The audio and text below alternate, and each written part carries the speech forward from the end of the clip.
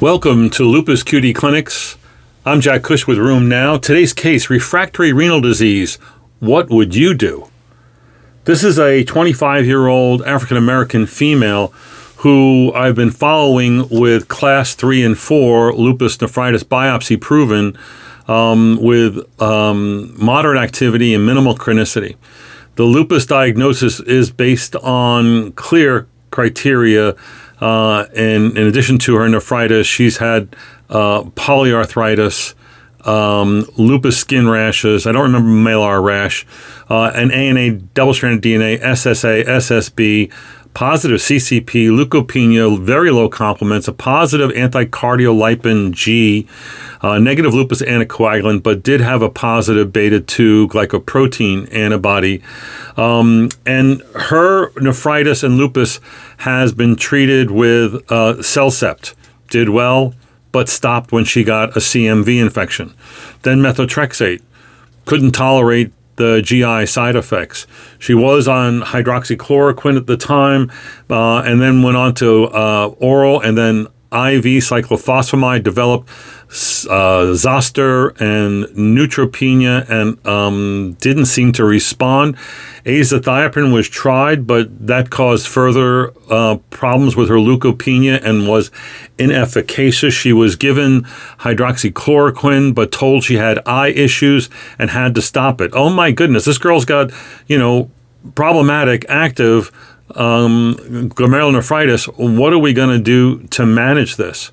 So her current medicines are, she's on lisinopril, she's on prednisone, 5 milligrams a day.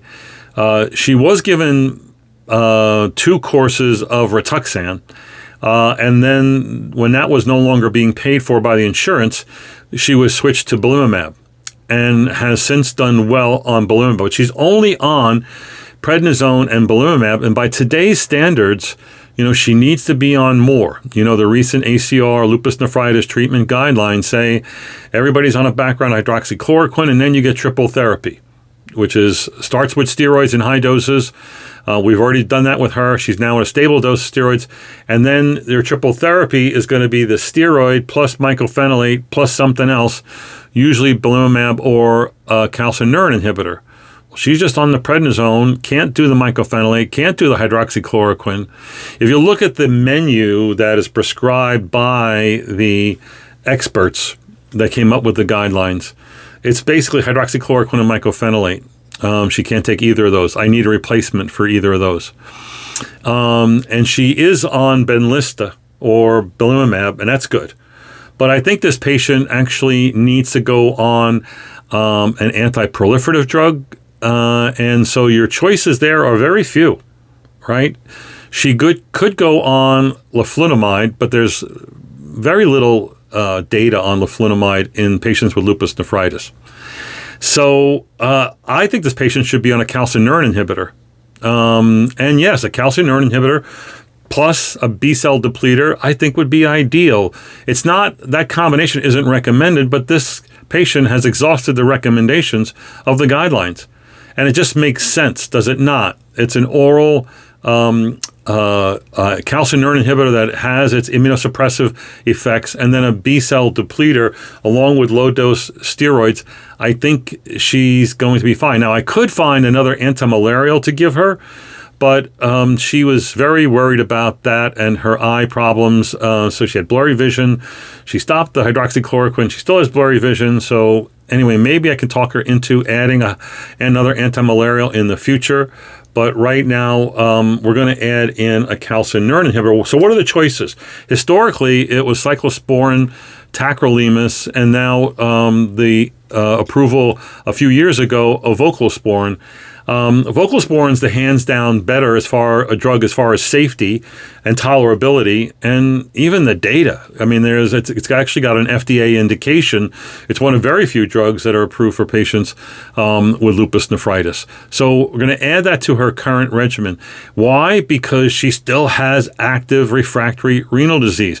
She has this problematic leukopenia. Oh, by the way, her white count's 1.7. She has 700 lymphocytes.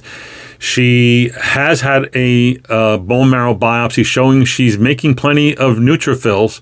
So she's probably gobbling them up, although she doesn't have splenomegaly by clinical exam. I haven't done imaging for that, but I wouldn't be surprised. I think she has peripheral destruction of her white blood cells by her lupus.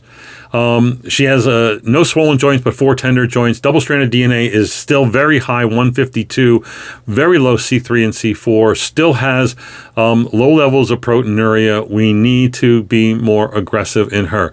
The other thing I want to do about her is actually make sure that she's going to be co-managed by a nephrologist. She has some mild renal insufficiency, creatinine of 1.3. I worry about patients who have nephritis and that their CKD and renal disease is being optimally managed, and I'm going to ask the nephrologist to see her again. She's already on lisinopril, but he's probably going to optimize therapy in other ways that I would not have thought of. This is my approach to refractory renal disease. Tune in for more Lupus QD clinics this month.